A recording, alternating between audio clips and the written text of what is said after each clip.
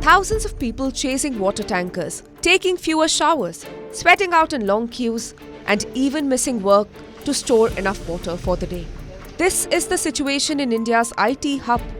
Soon after the city's name changed from Bangalore to Bengaluru, its fate took a turn as well.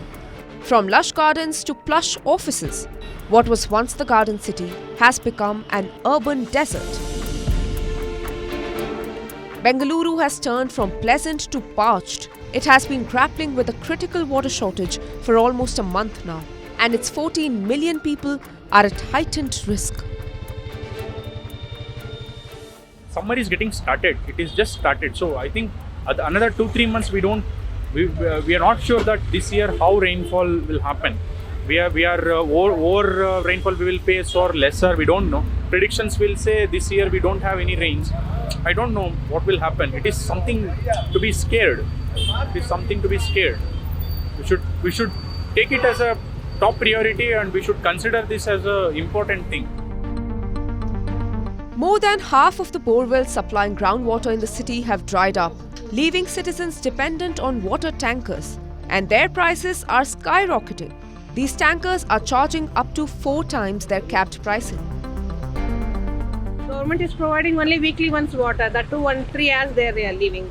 So we have to depend on the other sources like the tankers and all. Now they have increased the cost also. Per month we are almost paying 7,000 rupees for the water only. For common people it's very difficult to pay 7,000, right? Half of Bengaluru's water comes from the Cauvery River. For the remaining half, the city depends on groundwater, which has fast depleted. But are the groundwater levels low due to failed rains last year or because of over-extraction? Has this crisis been caused by climate change or rapid urbanization? This crisis is not the result of a single year of acute rainfall. It has been a long time coming. Back in 2007, 110 villages were merged with the city. Since then, they have only been dependent on bore wells for their water supply. They have not been supplied any pipe water through the Cauvery River. As a result, thousands of bore wells have been dug up. And that is the case in the city as well. Urban infrastructure, malls, apartments, tech parks, layouts have been constructed repeatedly over the years and without proper planning. This has brought tremendous pressure on groundwater supply, and groundwater levels are now severely low. Dry borewells and empty lakes, water shortages and rising temperatures, all topped up with expanding urban areas and vanishing green spaces. Together, these factors have made Bengaluru an unbearable hotspot.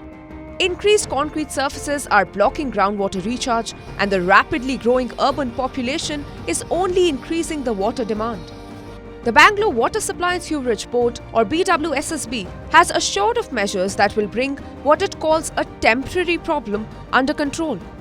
The measures include a project that will increase the water supply from the Cauvery River. It is expected to ease the problems faced by those living on the outskirts. This is a temporary shortage happened due to underground water shortage.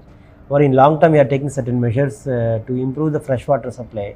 We are going to commission our Cauvery Stage 5 project, which is due for commission in the month of May. So that will take care of additional 775 MLD, which is bringing our capacity about 2,200 MLD per day. Freshwater of Cauvery will supply. That will take care of the need. In addition, we are also taking the measures to fill the lakes so that it will recharge the underground water. And we are also taking up measures to put a lot of percolation wells to recharge the bore wells. The problem that Bengaluru is facing isn't lack of water, it's lack of water management. In 2022, the city received significant rainfall, but it wasn't able to utilize the rainwater even with all its lakes. Rainwater that wasn't stored overflowed into the city, and many areas were submerged. Bengaluru was once the land of 1,000 lakes. It is now left with less than 200 of them. But they can still be a potential savior for the city. If Bengaluru can replenish the lakes and stop encroachment over them, they can help store water and avoid a recurring crisis. The water crisis has been further magnified as Bengaluru is also facing unusually high temperatures.